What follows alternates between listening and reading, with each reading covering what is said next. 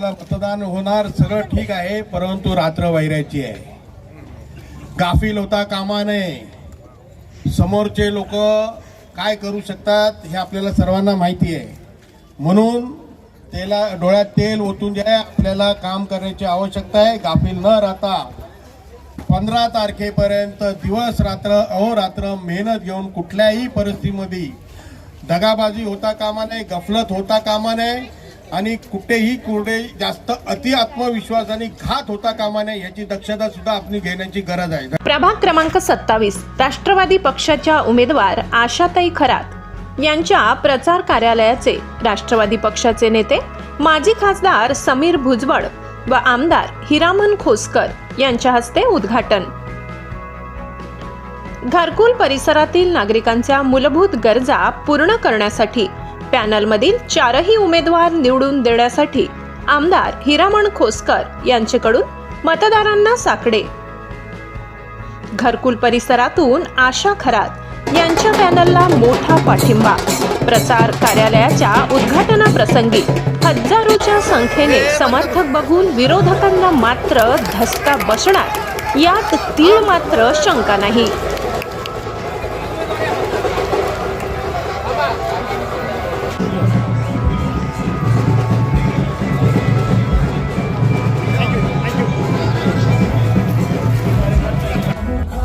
Ward क्रमांक 27चा पुढच्या सभेचा या ठिकाणी नारळ आपल्या नाशिक लोकसभेचे लाडके माजी खासदार समीरभाऊ भुजबळ यांच्या हस्ते हा नारळ फोडण्याचा कार्यक्रम झालेला आहे. या वार्डाची 27 नंबरची काम करण्याची संधी द्यायची होती आणि ती संधी खरंच साहेबाच्या माध्यमातून आपल्याला मिळाली. आमदार हिरामनजी खोसकर साहेब, उपस्थित असलेले सर्व शिवसेना आणि राष्ट्रवादी काँग्रेस पक्षाचे ज्येष्ठ नेते, मंचावर उपस्थित असलेले ह्या आपल्या विभागातील उमेदवार, अतिशय कष्ट करणारे, मेहनत घेणारे, लोकांची जाण असणारे, लोकांच्या प्रति आदर असणारे आणि त्यांचे प्रश्न सोडवण्यासाठी कटिबद्ध असणारे असे शिवसेना आणि राष्ट्रवादी काँग्रेस पक्षाचे उमेदवार आशाताई खरात, किरण राजवाडेजी, किरणताई गामणे, नितीन दातीर आणि जमलेले बंधूंनो आणि भगिनींनो, आपल्या ह्या गोरगरीब जनतेकडे पण बघणं गरजेचं आहे. त्यांच्या सुखसुविधा ज्या आहे पुरवण्याची आवश्यकता आहे. आणखीन जे आहे आपले नवीन युवक जे आहेत त्यांच्यासाठी चांगलं शिक्षण मिळालं पाहिजे, त्यांचं आरोग्य चांगलं राहिलं पाहिजे, त्यांना उद्योगधंदा उपलब्ध करून दिला पाहिजे, त्यांना नोकऱ्या उपलब्ध करून दिल्या पाहिजे. आणि हे सर्व जर करायचं असेल तर आपल्याला राष्ट्रवादी काँग्रेस पार्टी आणि शिवसेनेची ही असणारी युती आणि ह्या युतीचे असणारे हे आपले 4 उमेदवार यांना प्रचंड मतांनी आपल्याला निवडून देण्याशिवाय पर्याय नाही. आणि म्हणून मी आज जे आहे आपल्या समोर विनंती करायला आलेलो आहे. अनेक संकल्पना आमच्या मनामध्ये आहेत आणि हेच स्वप्न आम्ही आपल्या समोर घेऊन आलेलो आहे.